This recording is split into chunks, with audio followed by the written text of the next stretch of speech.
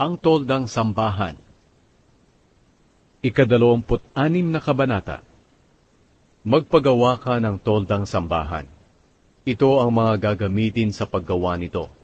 10 piraso ng pinong telang linen na may lanang kulay asul, ube at pula. At paburdahan ito ng kerubin sa mahuhusay na mambuburda. Kailangang magkakasukat ang bawat tela na may habang 42 talampakan at may lapad na 6 na talampakan. Pagdugtong-dugtungin ninyo ito ng tigli-5, at pagawan mo ng parang singsing na telang asul ang bawat gilid ng pinagdugtong na mga tela, at tig-50 na parang singsing na tela sa bawat dulo, at kailangan magkatapat sa isa't isa. Magpagawa ka ng 50 kawit na ginto, para mapagkabit ang parang mga singsing na tela sa 2 pinagsamang tela. Sa pamamagitan nito magagawa ang toldang sambahan. Pagawan mo ng talukbong ang tolda. 11 pirasong tela na gawa sa balahibo ng kambing ang gagamitin sa paggawa nito. Kailangang may haba na 45 talampakan ang bawat tela, at 6 na talampakan ang lapad.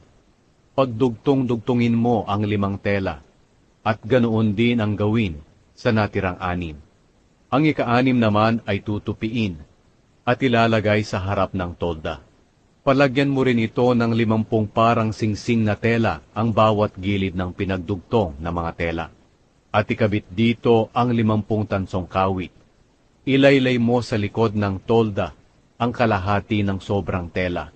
At ilaylay din sa bawat gilid ang 1 kalahating talampakan ng tela na sobra sa pangtalukbong ng tolda. Ang ibabaw ng talukbong ng tolda ay papatungan ng balat ng lalaking tupa na kinulayan ng pula, at papatungan din ng magandang klase ng balat. Dapat ang balangkas ng tolda ay tablang akasya. Ang haba ng bawat tabla ay 15 talampakan, at ang lapad ay 2 talampakan.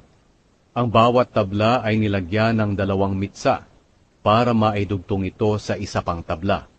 Ganito ang ginawa nila sa bawat tabla. Ang 20 sa mga tablang ito ay gagamitin sa pagtatayo ng tolda sa timog na bahagi. Ang mga tablang ito ay isinuksok sa 40 pundasyong pilak, 2 pundasyon sa bawat tabla. Ang hilagang bahagi ng tolda ay gagamitan din ng 20 tabla, at isinuksok din sa 40 pundasyong pilak, 2 pundasyon sa bawat tabla. Ang bandang kanlurang bahagi naman ng tolda ay ginamitan nila ng 6 na tabla, at 2 tabla sa mga gilid nito. Pagdugtungin ang mga tabla sa mga sulok mula sa ilalim hanggang sa itaas. Kailangang ganito rin ang gawin sa 2 tabla sa mga gilid. Kaya may 8 tabla sa bahaging ito ng tolda, at nakasuksok ito sa 16 na pundasyong pilak, 2 pundasyon sa bawat tabla. Magpagawa ka rin ng mga akasyang biga, 5 para sa bahaging hilaga ng tolda, 5 rin sa bahaging timog, at 5 pa rin sa bahaging kanluran sa likod ng tolda. Ang biga sa gitna ng balangkas ay manggagaling sa dulo ng tolda, papunta sa kabilang dulo. Pabalutan ng ginto ang mga tabla, at palagyan ng mga argolyang ginto na pagsusuotan ng mga biga. Pabalutan din ng ginto ang mga biga. Kailangang ipatayo mo ang toldang sambahan ayon sa planong sinabi ko sa iyo rito sa bundok. Magpagawa ka rin ng kurtina na gawa sa pinong telang linen na may lanang kulay asul, ube at pula, at paburdahan mo ito ng kerubin. Ipakabit ito sa mga kawit na ginto sa 4 na haliging akasya na nababalutan ng ginto. Ang 4 na haliging ito ay nakasuksok sa 4 na pundasyong pilak. Kapag nakabit na ang kurtina sa mga kawit, ilagay sa likod nito ang kahon ng kasunduan. Ang kurtina ang maghihiwalay sa banal na lugar at sa pinakabanal na lugar. Ang kahon ng kasunduan ay dapat ilagay sa pinakabanal na lugar at dapat may takip ito. Ilagay ang mesa sa labas ng pinakabanal na lugar sa hilagang bahagi ng tolda, at sa bandang timog, ilagay sa tapat ng mesa ang lalagyan ng ilaw. Magpagawa ka ng isa pang kurtina para sa pintuan ng toldang sambahan.